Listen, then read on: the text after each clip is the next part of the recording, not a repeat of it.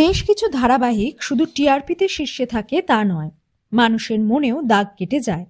কিছু কিছু জুটি আছে যাদের অনস্ক্রিন কেমিস্ট্রির মতো অফস্ক্রিন কেমিস্ট্রিও জমজমাট। সোশ্যাল মিডিয়ায় তাদের ছবি কিংবা ধারাবাহিকের কিছু দৃশ্য দেখতে দেখতে দর্শক ভুলে যান কোনটা রিয়েল আর কোনটা রিল। এরকমই একটি সিরিয়াল স্টার জলসার কথা। গোবর দেবী আর পাচক মশাইয়ের জুটিও খুবই জনপ্রিয়। সাহেব এবং সুস্মিতা সোশ্যাল মিডিয়ার পোস্টেও কমেন্টের বন্যা। গত বছর সাহেবের জন্মদিন থেকেই সাহেবের সোশ্যাল মিডিয়া পোস্ট বলছে তার মন মজেছে স্বাগতার কাছে।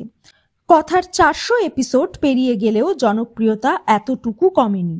মঙ্গলবার ছিল সুস্মিতাদের জন্মদিন। তার অনুরাগীরা আগ্রহী ছিল সুস্মিতার জন্মদিনে তার পাচক মশাই শুভেচ্ছা বার্তা পাঠান কিনা তা জানার।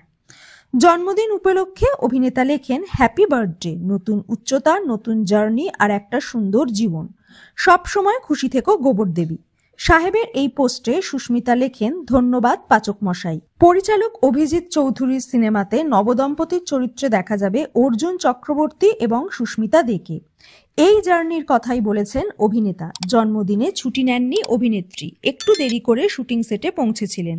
বেশি সময় বাড়িতেই কাটিয়েছেন। যেহেতু মঙ্গলবার ছিল জন্মদিন আর মঙ্গলবার নিরামিষ খান গোবর দেবী, তাই জন্মদিনের মেনুতেও ছিল তার পছন্দ মতো নিরামিষ পদ। তবে জন্মদিনে মায়ের হাতের পায়েস মাস্ট। তিনি বলেন, ছোটবেলার জন্মদিনটা অন্যভাবে কাটতো।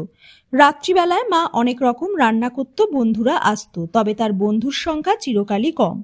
এখন জন্মদিনে শুটিং থাকে। অভিনেত্রীর জন্মদিন উপলক্ষে কথার সেটেই কেক কাটা হয়।